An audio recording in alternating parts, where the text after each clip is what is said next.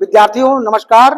मैं doctor Dharmendra Kumar Tripathi, assistant professor भूगोल विषय, किसान पीजी कॉलेज बहराइच, आप सभी का स्वागत करता हूं।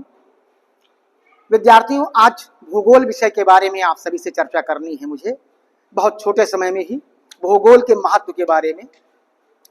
विद्यार्थियों, जैसा कि हम सभी लोग जानते हैं कि जब हम लोग इंटर में पढ़ रहे थे तो उस समय भूगोल विषय हमारे पास था, लेकिन जब आप स्नातक स्तर पे किसान पीजी कॉलेज बहराइच में यहाँ आपने प्रवेश लिया, उस समय क्या हुआ कि आपने प्रवेश तो भूगोल विषय में लिया, लेकिन जब बीए प्रथम सेमेस्टर की क्लास लेने आए तो आपके सामने आ गया भौतिक भूगोल।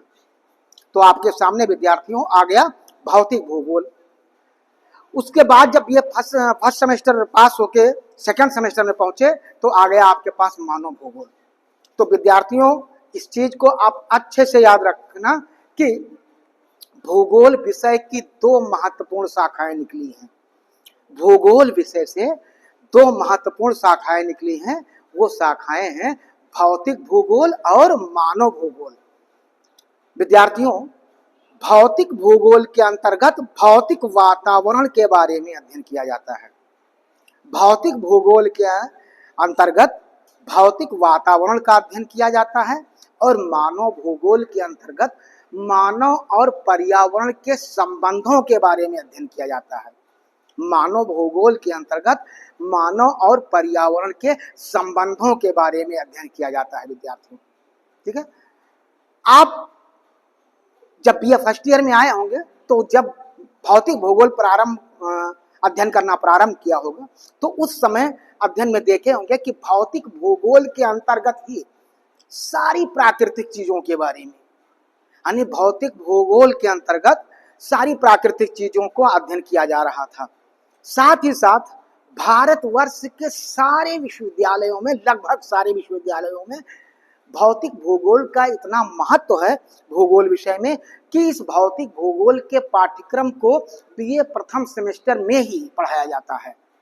बीए प्रथम सेमेस्टर में ही विद्यार्थियों आप सभी को भौतिक भूगोल के बारे में अध्ययन कराया जाता है और सेकंड सेमेस्टर में मानव भूगोल। तो बिना भौतिक भूगोल के जानकारी के कह सकते हैं कि भूगोल विषय ही अधूरा है। भूगोल विषय अधूरा है।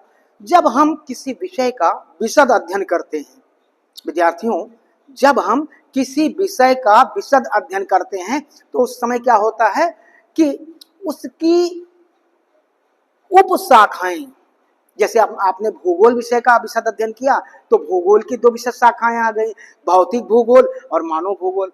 अब हमने क्या किया कि हम भौतिक भूगोल का विशेष अध्ययन कर रहे हैं। भौतिक भूगोल का विशेष अध्ययन कर रहे हैं तो भौतिक भूगोल की भी कई उपशाखाएं बनी। उन उपशाखाओं में भूआकृत विज्ञान, जियोमॉर्फोलॉजी से कहते हैं, स्थल मंडल, जल मंडल, वायुमंडल, ठीक है, स्थल मंडल, जल मंडल, वायुमंडल, जियोमॉर्फोलॉजी, भूआकृत विज्ञान, जलवायु विज्ञान, मौसम विज्ञान, ये सब सारी चीजें क्या भूआकृत विज्ञान से संबंधित हैं। और दूसरा इधर क्या है, मानव भूगोल। मानव भूगोल में मानव संबंधों के बारे में, मानव और पर्यावरण के संबंधों के बारे में अध्ययन किया जाता है विद्यार्थियों। मानव भूगोल में, जैसे भौतिक भूगोल में भौतिक पर्यावरण के बारे में अध्ययन किया जाता है, उसी तरह मानव भूगोल के अंतर्गत मानव और पर्यावरण के बारे में अध्ययन किया जाता है। तो जब हम मानव भूगोल का विशद अध्ययन करना प्रारंभ किए तो उस समय क्या हुआ कि मानव भूगोल की भी अनेक शाखाएं निकलकर सामने आ गई।